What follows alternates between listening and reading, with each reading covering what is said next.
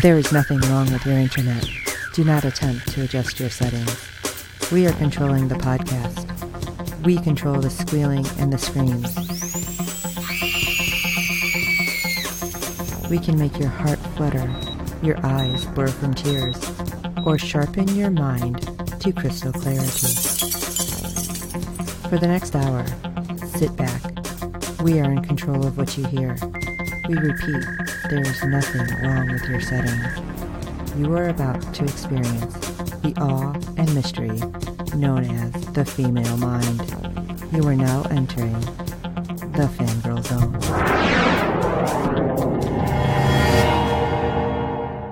Welcome to Sci-Fi Talk on the Fangirl Zone, a podcast where we discuss shows on the Sci-Fi Channel. I'm Steve. And I'm Sean Fangirl S, and tonight we'll be discussing the series finale of Killjoys. Oh my gosh. It's been such a ride. Yes, it has. This is painful. I mean, anytime a show comes to an end, it's rough. But the fact that we actually got an ending is awesome. Yes. But holy crap. It doesn't feel like we're this far through everything. Like 5 seasons? Yeah. Wow. It was good. I'm sad that it's over, but at least we got an ending. And before we obviously jump into everything, I liked the ending. Oh, absolutely. There's still questions. Oh, yeah. They definitely left enough open that, yeah, maybe in a couple years we could see a TV movie. Maybe. And I do have to say, what we always see in the beginning, in the opening, I loved how they brought it full circle to the end. Oh, absolutely. So that is my thing. And then now we can jump into everything and we'll start with the ratings. But the fact that they did that, they closed that circle. I thought that was perfect. Yeah. All right. Episode 10 had a 0.05 in adults 18 to 49 with 0.336 million viewers, making it the 135th overall cable show for the day. Unfortunately, Nielsen's gone on holiday again as there have been no live +7 updates since the end of August. I'm really wondering if they're revamping everything because of the way so many people watch. They could be. I think they need to. Yeah. Because I don't know if it checks or is able to even read, okay, well, I'm watching it on DVR. I'm watching it this way. I'm watching it online, right. So maybe that'll change the way some of these series actually value their show. I don't know, some of these networks, I should say. Because I'm so sad with some of the stuff that's gone. But, all right, before I get really all weepy about other shows, let's jump into episode 10. Yeah. Last Dance. Dutch uses Klein to bait the lady and finds herself in the midst of a final epic showdown. Dun, dun, dun. Spaghetti westernish. Yeah.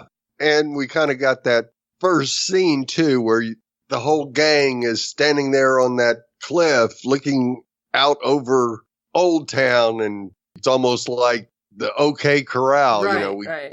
Dutch gives them a little pep talk and that we're going to be together again, and gets everybody in for a hug, and turns not having any of it. And she goes, Ginger, get in here. And it was nice. Cute. And at the same time, it's like, wow. Like, it's over. Like, you felt that this is going to be it. And I'm like, oh my God, how many of these people are going to die? Right, exactly. Wonder, oh no, this is not good. So we're going to start with Arkin as part of Team Awesome Force's plans.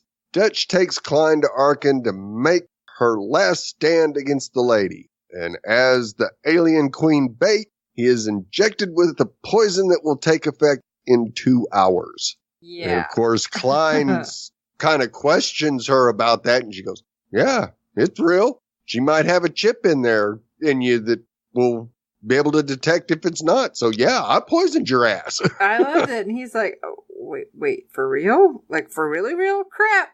Yeah. And then we get another slick trick as Dutch uses a hollow projection to communicate, which Garrett left the receiver when he last visited. So he did do something right, at least, in that little the horrible acting job that he was doing. With the Armada, and taunts the lady that she's sure Klein didn't tell her everything, like how to use Jack to make certain that the transplant sticks, or how to splice human parts for her children. Aha! And if she doesn't come alone within the time span indicated, Dutch will dose the older man again with another round of poison. And is it just me, but the look on the lady's face when she's half pouting and her chin is like jutting out, I'm like, yeah. Now, of course, if everything works out according to plan, he'll get the antidote. If. Yeah. And if she fails, it really doesn't matter what happens to any of them anyway. And Klein is impressed with his second daughter, but asks how she plans on surviving this. And Dutch lets him know she's not. And you go, oh, no. No, you are not killing Dutch. No. I was like, seriously, most of this episode, because of all this weird back and forth, sitting there with my mouth open. I'm like, well, Yeah. And, of course, Dutch finally gets to just go off on Klein, that the only one she's ever needed saving from is him, and she would like for him to stop making her feel small so he can feel big. And that was so awesome to see her at least have the opportunity to get that off her chest. Now, soon enough, the lady arrives with her goons and manages to get control collars on both Dutch and Klein. Yeah, that worked out great. Yeah. How is she able to control Dutch right now? Well, at first it was with her mind. I know, but I thought she could only do that if she injected them with something. I don't think so. I think she's just like that strong. Yeah. But of course, they've got a contingency plan. A shield was set up around Arkin that was activated as soon as the alien queen landed, so there's no way out. Yeah. That's all I'm going to say. It's like, you're not going anywhere. Yeah, go ahead. You can kill me, but you're not getting out. Yep. And Dutch lets her know that 3 of them are now trapped inside. Great. But you notice those goons that the lady sent out to check never came back. Yeah. Of course, later on, the lady realizes that the other members of Team Awesome Force are after her real body, but decides if these are her last memories of Yala, then they should make this fun. Yeah, and obviously the lady has a different idea of fun. Yeah, because it first starts off with them dancing, making them dance together. Right? And, of course, the lady has to wax about how she loved the memory of Yala being taught by Klein because they seem so happy. And then she decides to make them fight. It was very mummy-ish. Right. Like how they just start fighting with everything. And suddenly you have Klein like, do you remember what I got you for your birthday? It's like, what? Yeah, you kind of wonder where that 8th birthday was going. And, of course, we get the flashback seeing Klein give Yala the knife that can be hidden anywhere. And you always have it on you because you never know who wants to kill a child. And which is kind of messed up, by the way. Yeah, but it pays off because, of course, Dutch has it and she cuts him with it and then uses it to get her control collar off. And what I didn't understand at this point, why was the lady just kind of whining at that point and not like taking control of her? Right. It's like, what? Did well, you forget you had powers? Well, no, I think by this time they had already gotten up into where the real body was and at least getting close to taking it down. It might have been right after they froze it. So she didn't have all her powers.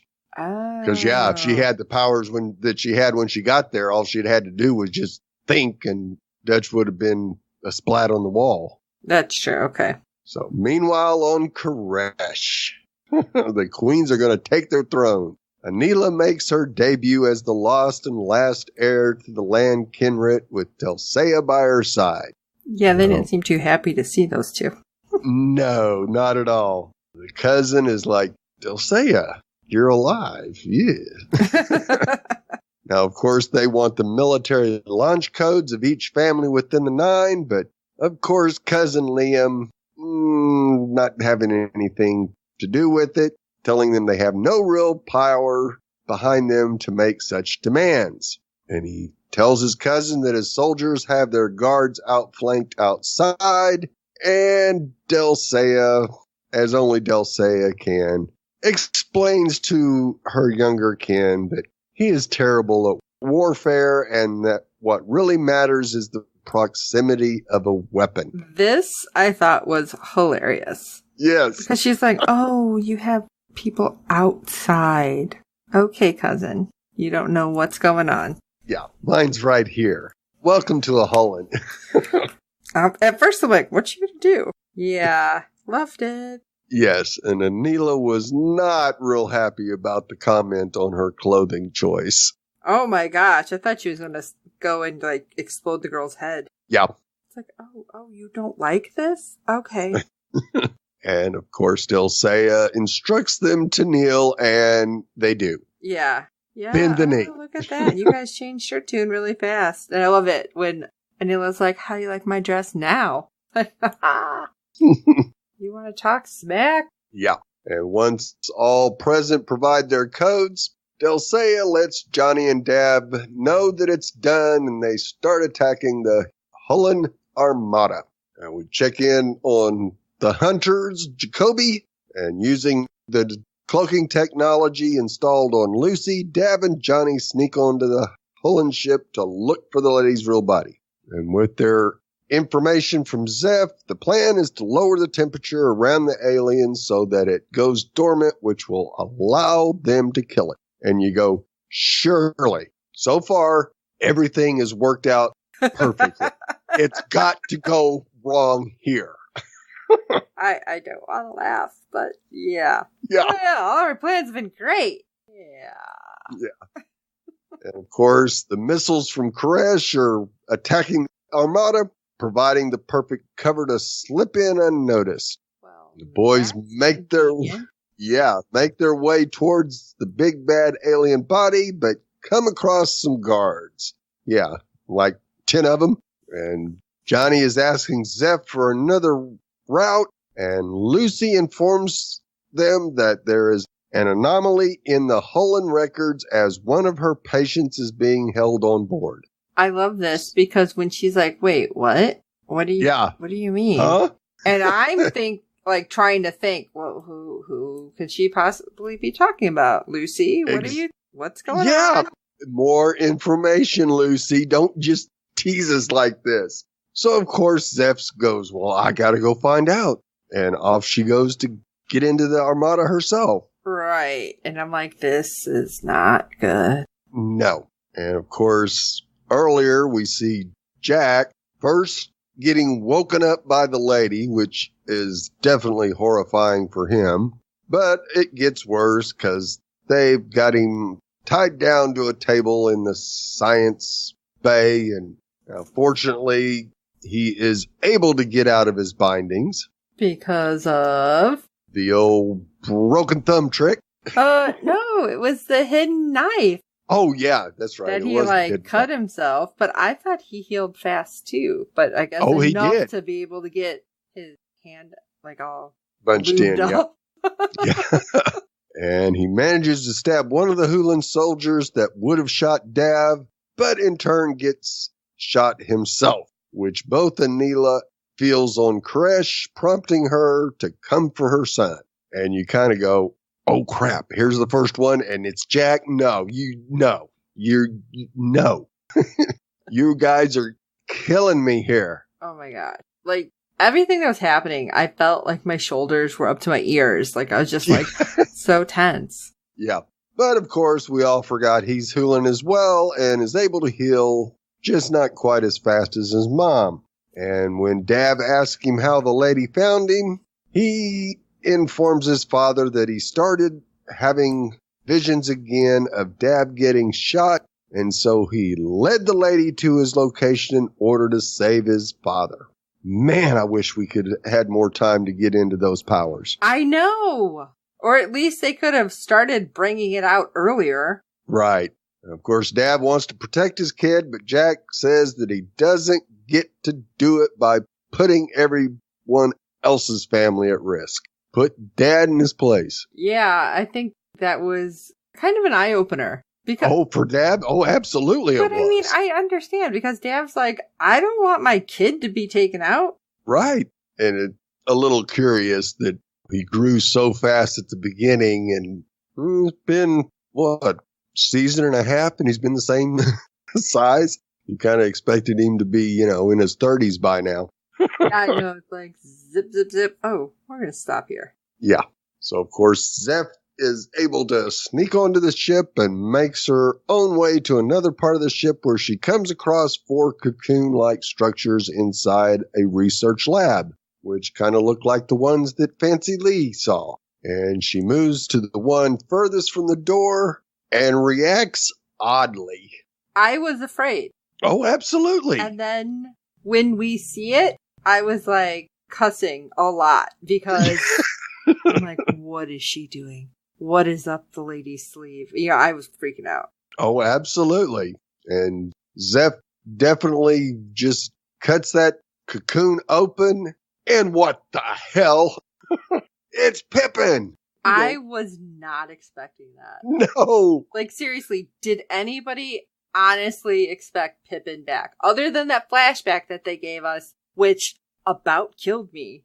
Right. And then we get this, and I'm like, what is the lady playing at? I thought she was messing with Zeph somehow. Yeah. She probably is very well aware of Zeph's capabilities, having Dutch's memories. So, is she going to make sure Zeph gets taken out? So there's no way that they'll be able to take her out? I wasn't prepared. No. And you go, oh yeah, he's still got that spider in his brain too. Holy shit. I forgot about that. Because he was in the explosion. So how did he survive? Exactly. And his eyes open, and he removes the apparatus that was in his mouth. And, of course, Zeph freaks out and points her gun at him. And they have a little back and forth about, is it really him? Yeah, I don't know. I'm like, probably like everybody else. I'm like, I don't trust this. No. And, of course, about that time, Johnny needs some information from her on which way to go or which thing to use. And she informs him that she's found Pip and needs to get him back to Lucy. And, of course, Johnny did exactly what he should have and says, I understand. We'll take care of it. Yeah, I love it. When she's saying this, now, of course, with the little smart comment from Pip beforehand, which cracked me up. But when she tells this to Johnny, Johnny's like, oh my gosh. Like, you've seen all the emotions play across his face. Like, I got Lucy back. Somehow she's getting Pip back. This is amazing. You do you, girl. Right. It's like everything kind of falling into place. Not that I believe that everything will fall into place. Right. So, of course, the 3 Jacobys make it to the ladies' body room, and just as they seem to be outmanned, Anila shows up and evens the odds as they collectively take out all but 2 of the guards. Because they start talking. Yeah. And she also calls Jack Little Bear and asks if he missed her. This was just so weird. Like, I'm not expecting her to be nice because of everything we've seen. Right.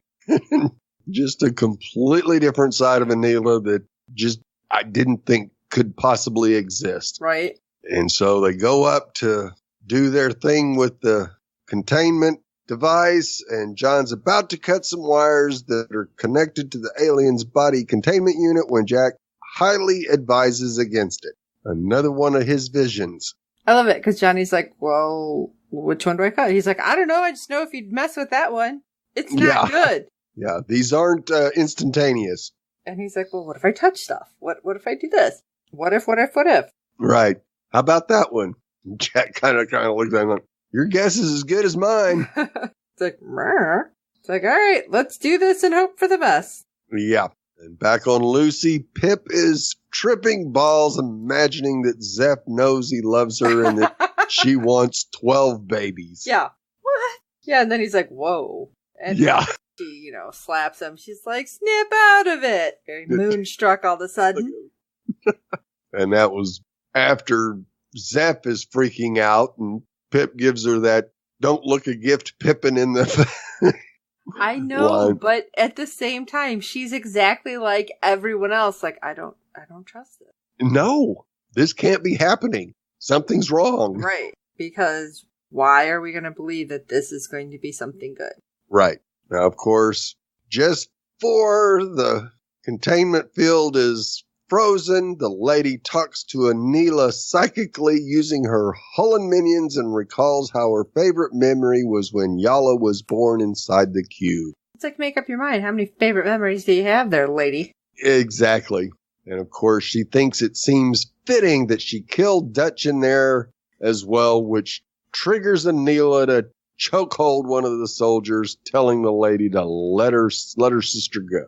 Yeah, I don't think that's going to help. No. Of course, we get the great scene where Dutch uses the knife, boys freeze the lady's body and go down and just roasted it like a marshmallow. I loved it. And the lady's like, oh, crap. She wasn't happy. No. Burn, baby, burn. Yeah. And Dutch just knocks her out cold and then goes to tend to her father's wound. And of course, he's got to rub it in, asking, aren't you glad you got that knife for your birthday? Oh, really, Klein? It's like, no. I'm still not. So, of course, everybody reunites inside this Supermax, and a huge celebration party is thrown. Yay! Yeah, but it's still, I'm like... This was too easy. Yeah. Is this all like her screwing with her head? Right. What's happening? And, of course, in the middle of the dancing flesh, you see Fancy just kind of standing there, just kind of bobbing his head a little bit. Of course, we go back to Zeph and Pip. And she sees that the spider in his brain is shrinking. And of course, she wants to know how he survived. Of course, he doesn't know. Can't we just celebrate this? No. No. But I'm happy for her. Right. But still, it's like... Yeah. Of course, she finally puts down her tablet, takes a deep breath, and tells Pip the scars are cool before proceeding to kissing. And we check in on Koresh, where the two queens are in their chamber, with Dulcea sighing about how Jack better not miss his curfew. Already worried about curfews. I know. It was sweet. Yeah. And she notices that Anila is looking at some very specific metal equipment that looks like ancient history, when the other woman explains that she isn't owed anything. And if Dulcea wants to remain human, Anila will hold her hand when she turns gray, bury her with honor, burn worlds in her name, and make sure she is not forgotten. Whoa. Yeah, that happened, and I'm like, say what? Yeah. But then I'm like, wait a second. If she's still Hullen and still has green in her because it didn't change. Right. What's happening because there were still some people affected by the lady who were Hullen, right? Or they're different because they're the ladies? Yeah, I think they were all human. Oh, okay. Yeah, I never saw any green splattered on the lady's ship. It was always red blood. Okay.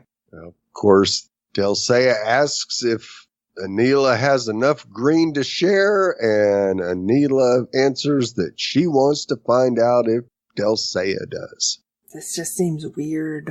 Yeah, together forever. Now, of course, in the aftermath, Turin wakes everybody up at the Supermax with bad news. Of course there had to be bad news. Because there's never good news. No.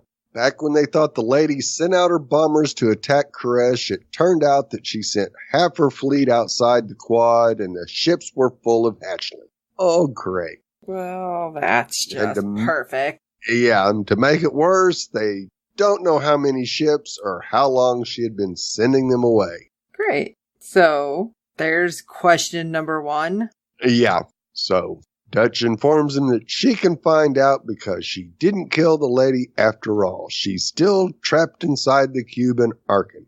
I don't know if that's smart. No. So Dutch goes in and tells the girl that she has a choice to cooperate and help them, because otherwise I will slit your throat. And Dutch tells her to think about it and gives her the red box.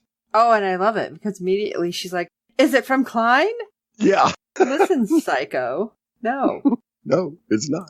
And of course, when the lady opens it, it's the small doll. That I'm guessing Anila wanted Dutch wanted when she was a little girl. Absolutely. Now, back on the Armada, Turin deputizes a number of former inmates into new RAC agents with their first mission to hunt down and destroy the hatchlings. Included as well are Pip and Jack.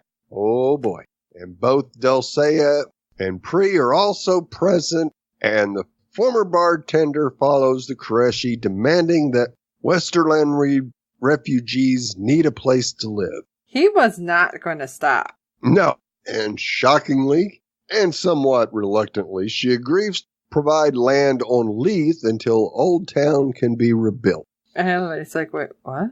Yeah. And, oh, by the way, you are now the new Lord Governor of Westerly. I love this because Pri's like, don't screw with me, lady. And she has her assistant give the man a box with the official emblem of position. It's like, Garrett what? goes off. Right. Screaming, look, Ma, I finally made it. I'm top of the world. I'm married to a governor. That was just awesome.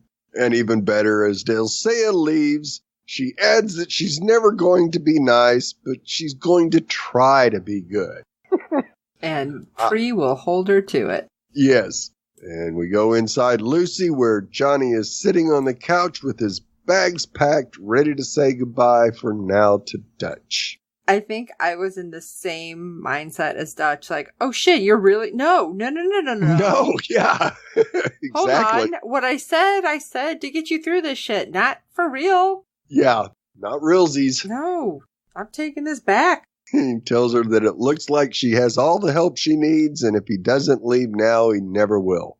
And she says good, because they aren't done with the hatchlings to kill. And he says there will always be something. Another warrant, another apocalypse. No. Yes. Yeah. However, he won't leave unless she says she's okay with it. And, of course, Dutch quickly says, no. I'm fine. I'm like, good. Yeah. Hook up with the warden or whatever, but no, don't leave. Yes. And, of course, he immediately calls her a dick, and she tearfully knows that if this is what he needs, then that's what they do. No. Yeah. And while they're at it, she tells him to take Lucy too, and the ship teases them to not fight over her because she would pick John. Right? Obviously. I thought that was sweet. She's like, well, of course I'm picking Johnny. Yeah. Dutch makes her promise to bring Johnny back in exactly 1 year, which she agrees. And Lucy interrupts them, saying that she's located one of the ladies' bombers and asks if she should engage. And Dutch and Johnny look at each other and, yep, one more for the road. And we see the two of them racing down the back of Lucy with Dav gearing up for a fight. Of course, Dav asks how she wants to play it. She gives the instructions, then turns around and kisses him and tells him that she loves him too. Like, aww. Yes.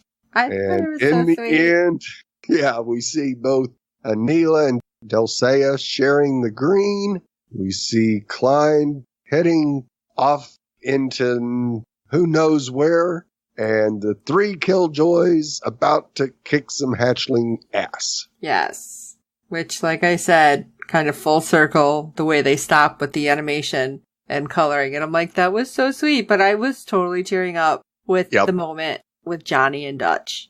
And at the very end, I'm like, oh, that's so sweet. And I'm watching this knowing this is it. This is the end. Yeah. And I'm like, oh, man. Okay, it wasn't horrible. Johnny didn't just leave them. They know everything, but still, it's like, I don't know. It's kind of like I'm going back like a long ways. Now, obviously, I watched on reruns, but like the MASH finale Right. And it's just like kind of pulling away and you have one person waving. That's kind of what I felt. And I'm like, right. This is so rough. Because you know that at least they're like all together. There's going to be happiness, but there's still all that conflict happening. Right. Still work to do. Yeah. Ugh, the pain. The pain. Yeah. It's been a great run and a great show. Yes. No doubt about it. And I think we have somebody else who wants to weigh in on the pain of this episode. Oh, we sure do. Fred is once again, and he wouldn't miss this one for the world, and provided some fantastic feedback, so let's take a listen. Hello, Steve and John. This is Fred from the Netherlands with some feedback for Killjoys Season 5, Episode 10, the series finale. I'm very happy that several people survived, such as Anila, such as, of course, Dulcea, but also suddenly Pepin, which is nice for Zeph. I want 12 babies. What? Pippin, you're tripping balls. Ow. Come on, fight it. Ranika, the warden. Garrett and Pri are together, and Garrett can tell his mother he married a governor. My husband's governor. Mr. Governor. Oh, okay. Okay, sweetie, breathe. I made it, Ma!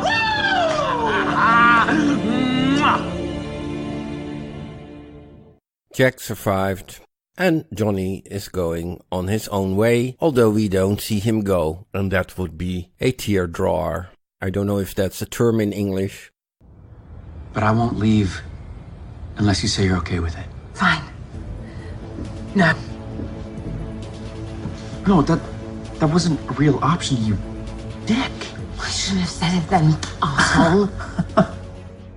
When I saw the beginning of the episode, so previous in, I really enjoyed how that was, in the sense of really get the feeling of how 4 seasons of Killjoys were. And actually it made me quite worried about the rest of this episode, because I saw there again what I liked about Killjoys. But they did a good job with this last episode, actually the last 2 episodes, and it's a little bit a pity that the rest of the season was, well, less Killjoysy. I was a bit disappointed about the climax, in the sense of destroying the lady or the mother bug, and also the lady in that girl's body. It was not such a big thing. I really thought a little bit, oh, is this all? And this actually happened after half an hour of the episode, so I thought, okay, something else is coming up, but it was really the end. Well, something came up that some spaceships left the mothership and went to several planets with hatchlings, but that was also not a very big thing. And of course I liked the part on Crash. Actually I liked that the best. So Anila together with Dulcea manipulating the other Crashy families and being a double set of queens. If any of these codes are wrong, I will show you what your innards look like and wear them as a skirt. And since Dulcea is getting a little bit of green out of Anila, they will remain the queens of Crash probably for a very long time. I'm worried about you. And underestimating me, as always. Really? I think I know you better than anyone. And every harm and every failure and every sin I committed against you and Anelia, yes, I know those too, which is why I'm trying to fix all this. I don't want you to fix this. Well, then what do you want me to do? I want you to stop making me feel small so you can feel big. I want you to stop hurting me so that you can save me. Because the only person I have ever needed saving from is you. Very emotionally impressive. Thank you for this ride, Steve and John. This is Fred from the Netherlands, signing off for Killjoy.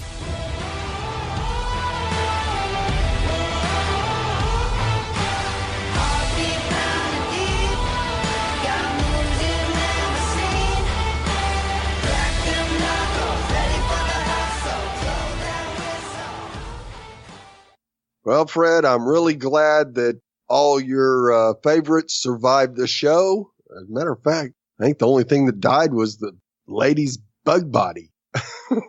Well, Old Town. But yeah, our people, Right. Our Yes. Scooby Gang all stayed together. Yes, they did. Kind of. And Zeph got her Pip back.